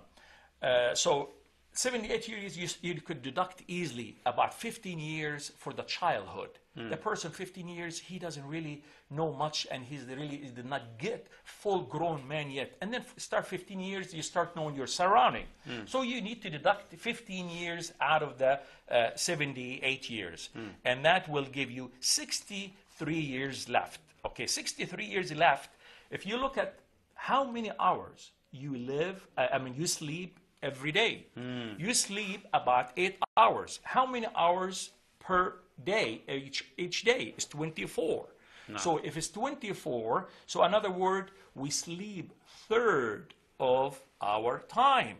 So you need to deduct third of the 60 of the 78 Yeah. from that. So it's gonna come to about 63. 63.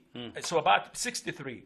And then here, brother and sister of Islam, you need to calculate how many times you are sick, how much time you lost in traffic, Right. how many times you are upset with your neighbor or your wife or your loved one or your children. Or playing.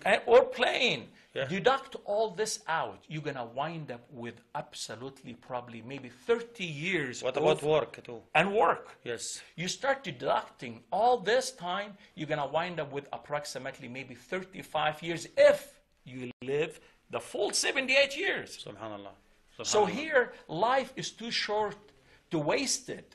Right. Upset with your mother or your father or your friend or your neighbor or anyone.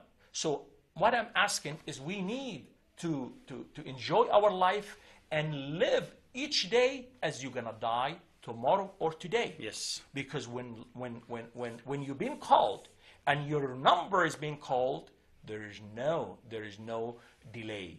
So, and we do not know when we're gonna be called. And there is a purpose, and a beautiful purpose that Allah subhanahu wa ta'ala, He hid the day of death for us.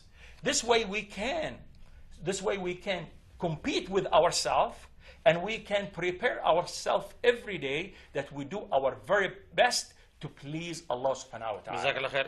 Brother Ahmed, Fadal. just inshallah short break, like inshallah 2 minutes break, and we'll be back with you inshallah. Hold your remote, bring the family and share with us inshallah our the conversation tonight inshallah.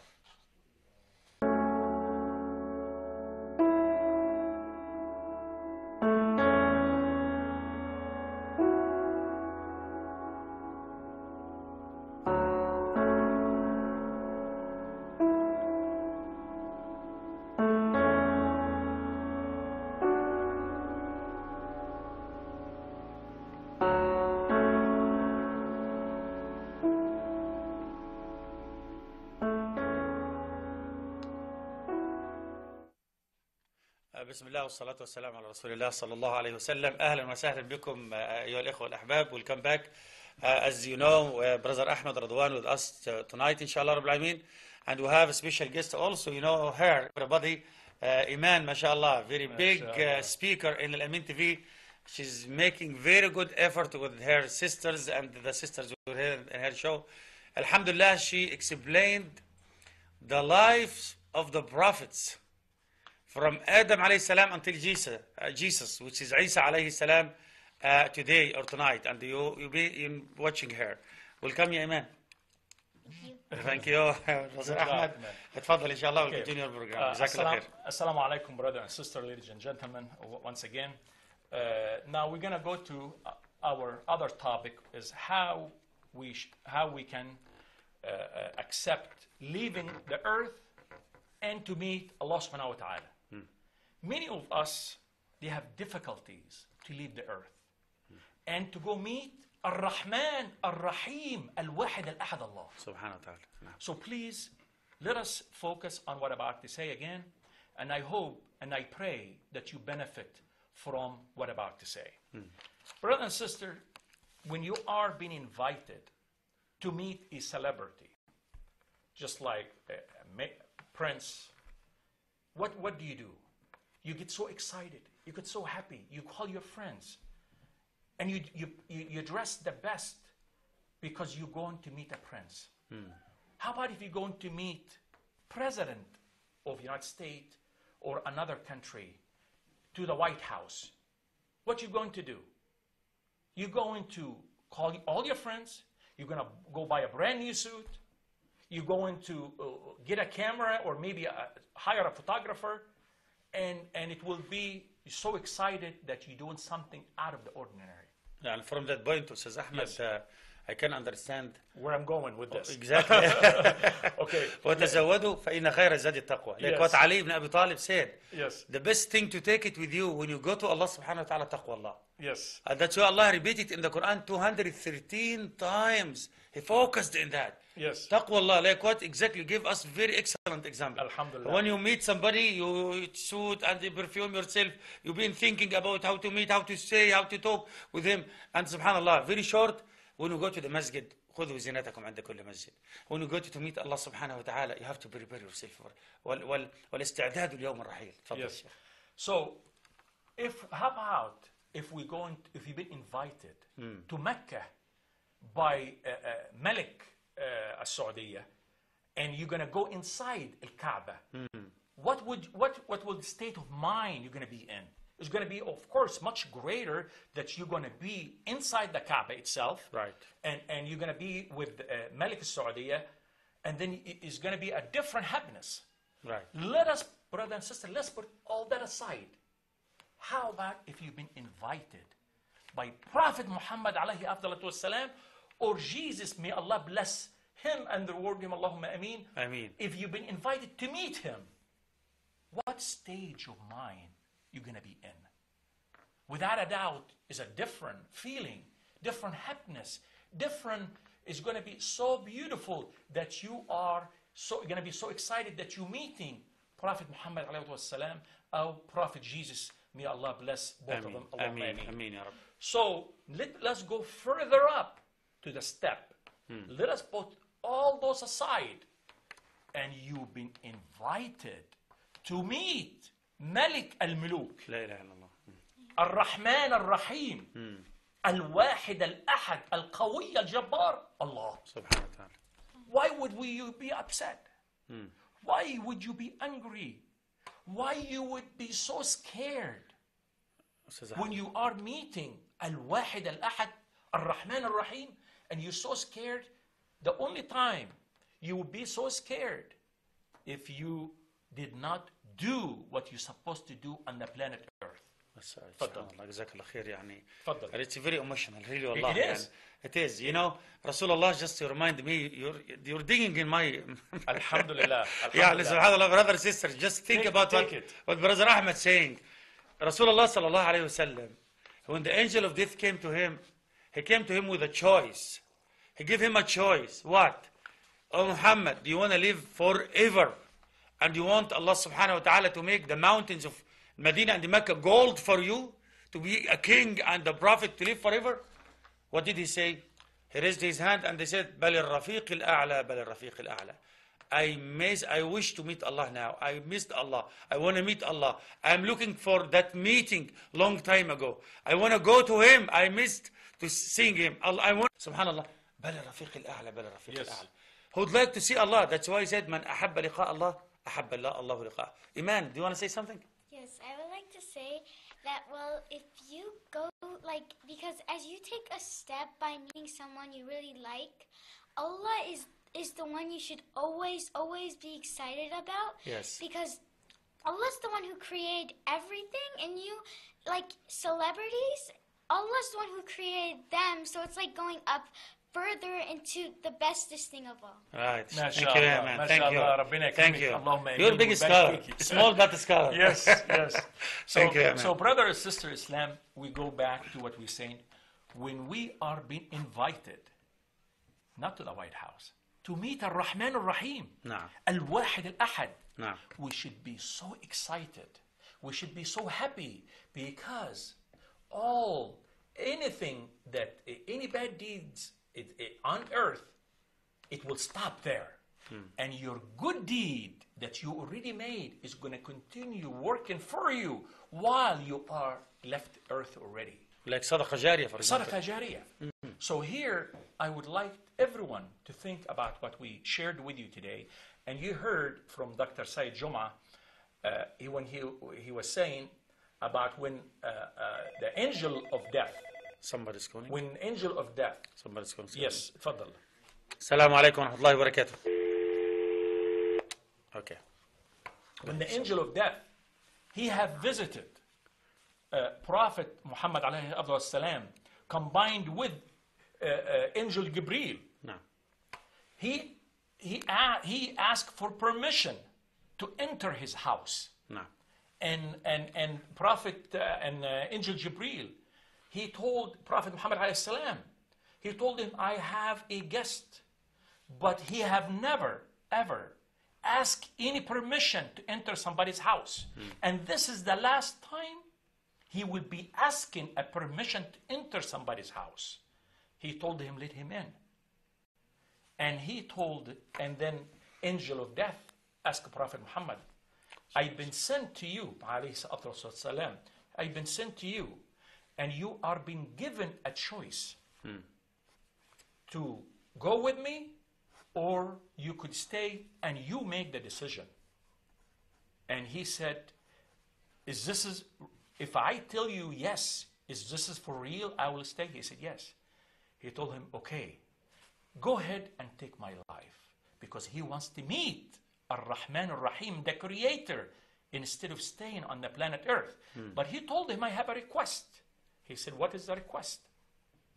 That from now on, when you come the ummati, you come in with invisible, that nobody will see you, because the fear and the rahbah that the angel of death, when he walks in, because before he used to come, everyone used to see him.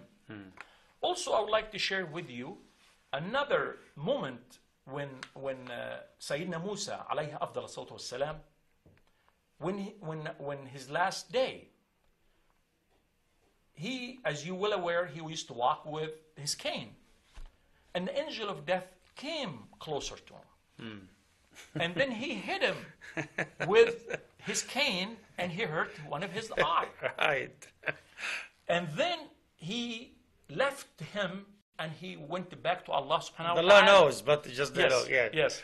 And then he told him, Allah, you send me to someone is not ready. One of your servant is not ready to come and meet you. He doesn't want to die. Yeah. Yes, he does not want to die. So he told him, go back to him and ask him to get an ox, an animal, a hairiest one he could find, and put your hand on it. Right. And for every hair that your hand touches, 1 year, I will give you 1 year. Can you visualize, brother and sister, how many hair a hand could touch? Could be 2,000, could be 3,000. And Musa alayhi salam, he had a big body, you know. He was yes. very tall man, the man of, subhanallah, his hand may be like that. Too many. And then later on, he asked him, okay, but after those years, are you going to take my life? Said yes. He said yes. He said, might as well take it now. Now, خلاص. Yes. So here, another word, الله. كل نفس ذائقة الموت. كل نفس ذائقة الموت. We shall test death. ولا يمكن. Everybody gonna die. And, Allah subhanahu wa ta'ala. I would like to share with you an ayah. This way we can accept when we are meeting Allah subhanahu wa ta'ala. You're going to hear now the beautiful voice of Dr. Said Jum'ah. جزاك الله خيرا. تفضل. جزاك الله خير. This ayah is verse 145 Surah Al Imran. Allah subhanahu wa ta'ala Almighty said, أعوذ بالله من الشيطان الرجيم. وما كان لنفس أن تموت إلا بإذن الله كتابا مؤجلا ومن يرد ثواب الدنيا نؤته منها ومن يرد ثواب الآخرة نؤته منها وسنجزي الشاكرين صدق الله العظيم. Allah. So, brother and sister, we continue on our subject. When Allah subhanahu wa ta'ala, He takes our life in so many different ways. And then we got to think about it. Why is that? He exercising His power. He can take your life from inside when you're outside your womb.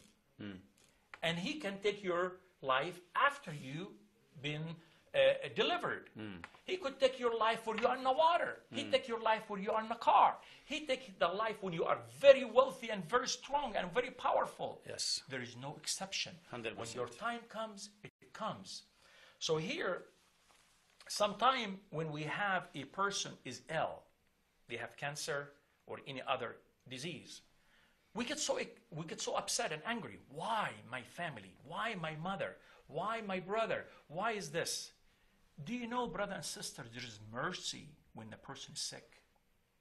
When you please, again, listen and focus about what I say, because I'm sure some of you, you're hearing me, and you have an ill person and sick person, and then you will understand how to accept this, inshallah. Let me مداخلة أستاذ أحمد على اللي حضرتك تفضلت فيه.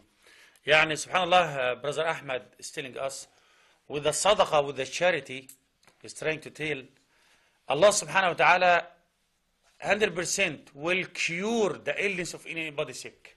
Yes. Somebody has cancer, for example. He has any problem in his body. For his children, his son, his wife, himself, anybody he loves him. Allah loves him. Subhanallah. With his sadaqah, Allah subhanahu wa ta'ala, Rasulullah sallallahu alayhi wa sallam said, داووا مرضاكم بالصدقة. Yes. وحصنوا أموالكم بالزكاة. Protect your wealth, your money with the zakah and with the charity voluntarily. The charity cure the illness of somebody sick. You know him. Sheikh Muhammad Hassan told us a very good story, and that story happened in Mansoura, my city, and your city, yes, in Egypt. Sheikh Muhammad Hassan, big scholar, you know, everybody knows him. He said, subhanallah, that man, he knows him, very rich man in Mansoura, in Egypt. That man, he went to London for some kind of, treatment. He had cancer or something. The doctor told him, just you have like 3-4 months, you will die. Khalas, no way. And that man, he came back to sit with his family, just to spend this time with them, and he knows he's gonna die. Yes. He's about khalas, yeah. That man, subhanallah, while he was in his balcony, there is a butcher in the street, yes, under the street. And he says, subhanallah, he saw a lady, old lady, carrying a bag while the butcher was cutting with the knife the meat. And subhanallah, this small meat is going like this, flying. And that lady, she used to pick up that small pieces and she used to put it in the bag. Subhanallah. Yeah, wallah. Subhanallah. Yeah, and subhanallah like that. And that man was sitting in his balcony. And he just go down running to her. Lady, what are you doing? He said, Hajj, I have 7 girls and they are orphaned. They never eat meat before like 6-7 months. I'm trying to collect this things. A little taste of the meat. It's just taste of the taste meat. They're gonna put it in the water. They're gonna test it. That's it. Subhanallah. Yeah, والله. لا شوربة يعني. Shorba. Soup. That's it. You have with these small things, for dogs. Dogs they eat it, or cats. I heard about things like that. Yes, and what happened is that man who was steering for her said, I have a lot of money.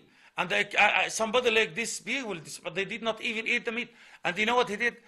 He paid for 1 year every week 3 kilos of that meat. That man he should give this lady for the family. Yes. Subhanallah. And for 1 year was paying for that.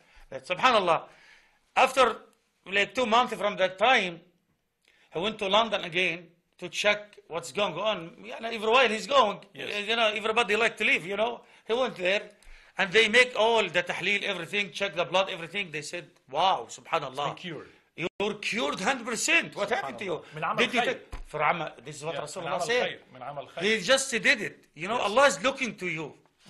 If some little thing you're doing, and Allah is looking to you, subhanallah, رب يعني رغيف رب صدقة هذه because of that little thing you're doing تقع من الله بمكان. Allah can look at it. Subhanallah. And Allah subhanahu wa ta'ala gonna change your life because of that thing. Like our story, subhanallah. Yes. It's a beautiful story.